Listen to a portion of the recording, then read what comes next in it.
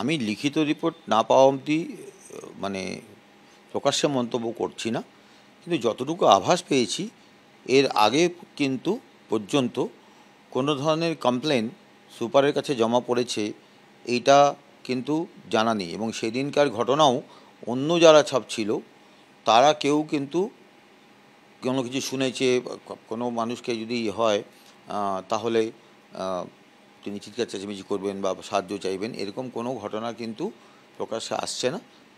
একটা ঠিকাদারি সংস্থা তারা যে কারণের জন্য যদি কোথাও একটা ভিডিও বসায় সেটাই তো খুব একটা আশ্চর্যের বিষয়টা কী করে বসানো হলো, সেটাও তো ঠিকাদারি সংস্থার কাজের বিপক্ষেই যায়। ওটা তো ওখানে না বসিয়ে কোনো বাথরুমেও বসিয়ে দিতে পারতো, কোনো সিস্টারদের চেঞ্জিং রুমে বসিয়ে দিতে পারতো।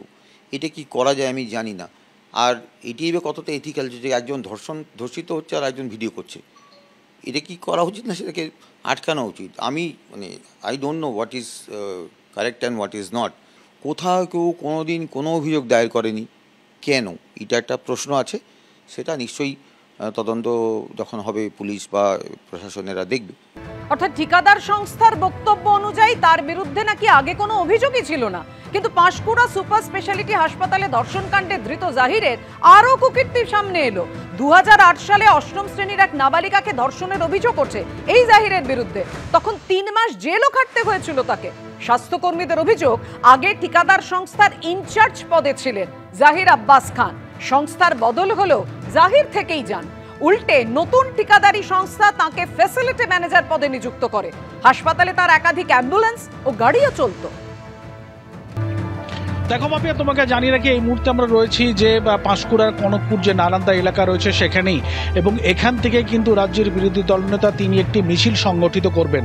কেননা গতকালই তিনি নন্দীগ্রামে ঘোষণা করেছিলেন যে পাঁশকুড়ার যে সরকারি হাসপাতালে যেভাবে একজন স্বাস্থ্যকর্মী, একজন শুধু নয় 3 জন স্বাস্থ্যকর্মী, এর আগেও বেশ কয়েকজন স্বাস্থ্যকর্মীকে যেভাবে অত্যাচার করা হয়েছে, যেভাবে ধর্ষণের শিকার তারা হয়েছেন, সেই ঘটনার প্রতিবাদে কিন্তু তিনি মহিলাদেরকে ঝাঁটা মিছিল করার নির্দেশ দিয়েছিলেন। এবং এখন যেটা আমরা দলীয় সূত্রে জানতে পারছি, বিজেপি সূত্রে যেটা জানতে পারছি, শুভেন্দু অধিকারী নিজেও থাকবেন এবং এই এলাকা থেকেই কিন্তু তিনি প্রায় 2.5 কিলোমিটার তিনি এই রাস্তা ধরে মিছিল করবেন। এবং সেই পাঁশকুড়া যে পিডব্লিউডি মাঠ রয়েছে সেখানে তার একটি সভা করার কথা হয়ে রয়েছে।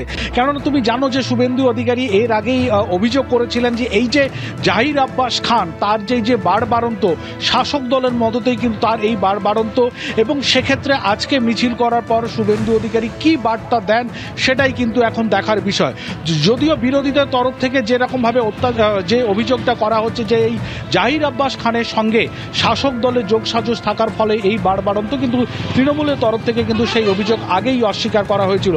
এবং তুমি যেরকমটা জানালে যে বন্ধের হয়তো সেভাবে কোনোরকমভাবে প্রভাব হয়তো খুব বেশি পড়েনি, কিন্তু আমরা সকাল থেকে বিভিন্ন এলাকাতে গিয়ে দেখতে পাচ্ছি যে এসইউসির সমর্থকরা, এসইউসির নেতাকর্মীরা তারা কিন্তু বিভিন্ন জায়গাতে পিকেটিং করছেন, বিভিন্ন জায়গায় অবরোধ করছেন, বেশ কিছুটা সময় তো তারা অবরোধ করছেন, কিন্তু তারপরে পুলিশ এসে সেই অবরোধ তুলে দেয়। এসইউসির পক্ষ থেকে সকালে যেরকমভাবে কর্মসূচি গ্রহণ করা হয়েছে, একই রকমই কিন্তু কর্মসূচি রয়েছে এই ঘটনার প্রতিবাদে। রাজ্যের বিরোধী দলনেতা শুভেন্দু অধিকারীর নেতৃত্বে বিজেপির যে সমস্ত মহিলা কর্মীরা রয়েছেন তারা কিন্তু এই রাস্তা ধরে মিছিল করবেন, অন্তত এমনটাই বিজেপি সূত্রে আমাদেরকে জানানো হয়েছে।